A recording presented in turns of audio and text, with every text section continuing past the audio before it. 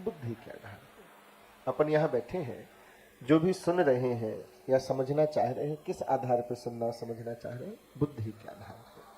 जिसकी जैसी बुद्धि है वो सब्जेक्ट को, उस बात को उसी आधार पर ले लेता है। एक बहुत इंपॉर्टेंट चीज है, इसको समझें फिर आगे बढ़ेंगे।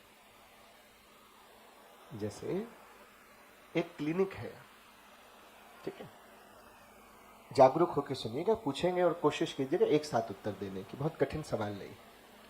एक कोई क्लिनिक है, हॉस्पिटल है, जहां पे कोई डॉक्टर बैठता है।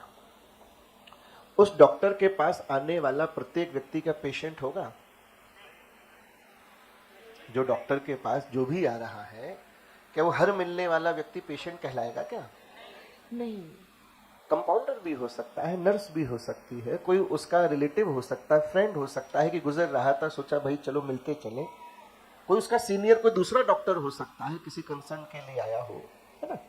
बहुत सारे लोग हो सकते हैं। पेशेंट कौन कहलाएगा उनमें से? इतने सारे लोग जा रहे हैं डॉक्टर के पास, अपन कह रहे हैं कि वो पेशेंट नहीं, तो फिर डॉक्टर के पास पेशेंट कौन माना जाएगा? सिर्फ जो बीमार है वो पेशेंट नहीं कहलाएगा उस डॉक्टर का, जो उस डॉक्टर से इलाज की भावना से वहां पहुंचेगा। समझिएगा, जो व्यक्ति जा रहा है कि मुझे इस डॉक्टर को दिखाना है, इससे मुझे इलाज कराना है, इस इंटेंशन के साथ जब वो जाएगा तो क्या कहलाएगा? वो पेशेंट कहलाएगा। बाकी लोग जो जा रहे हैं वो एज अ पेशेंट नहीं जा रहे, तो फिर वो जा भी डॉक्टर के पास नहीं रहे, वो अलग अलग काम से जा रहे हैं, तो अलग अलग पोस्ट के हिसाब से जा रहे हैं। राधे राधे। बात क्लियर हो रही है ना? कि सीधी लाइन में कहा जाए कि प्रत्येक व्यक्ति जो डॉक्टर के पास जा रहा है वो पेशेंट नहीं है, या प्रत्येक व्यक्ति जो लॉयर के पास जा रहा है वो उसका क्लाइंट नहीं है। उसी प्रकार से जो व्यक्ति सत्संग में आ रहा है या गुरु के पास जा रहा है, जरूरी नहीं है कि वो शिष्य या साधक हो। साधक कौन है या शिष्य कौन है? जब वो गुरु के पास समझने की दृष्टि से जा रहा है, जब वो कथा में कथा सुन के समझ के रस लेने के लिए, जीवन में परिवर्तन के लिए, चेंज के लिए, बेटरमेंट के लिए, अपने आप को पहचानने के लिए, अपनी कमियों को ढूंढने के लिए जब जा रहा है, तो क्या बन के जा रहा है? एज अ साधक जा रहा है, एज अ शिष्य या एज अ श्रोता जा रहा है।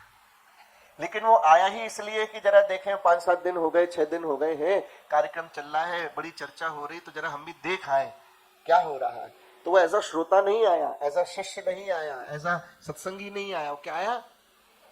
देखने के लिए आया है, निरीक्षण करने, ऑब्जर्व करने आया, टेस्ट लेने आया है। तो वो श्रोता नहीं कहलाएगा, क्योंकि उसकी दृष्टि हर बात में सुनने की उसी भाव की रहे। एक व्यक्ति देखने आया कि देखें जरा कुछ कमी मिले तो मौका मिले ताना मारने का, कुछ कहने का, तो पूरी कथा में बैठ के क्या ढूंढेगा? जल्दी बोलो, क्या ढूंढेगा?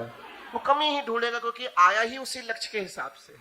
कोई एक आया है कि भाई बड़े दिनों में जीवन में सत्संग मिला है, कुछ सीखूंगा, समझूंगा, 2 मिनट भगवान का नाम लूंगा, अपने हृदय को प्रसन्न करूंगा, शांति मिलेगी, जीवन में सत्संग आया है। तो वो जब बैठेगा तो क्या करेगा? हर वाक्य पे, हर बात पे कोई ना कोई गुण दिखेगा, कोई ना कोई अच्छी बात ढूंढेगा और अपने हृदय में बिठा के प्रभु का नाम लेगा। क्यों ऐसा दोनों में अंतर क्यों हो गया? क्योंकि दोनों का पर्पस आने का अलग।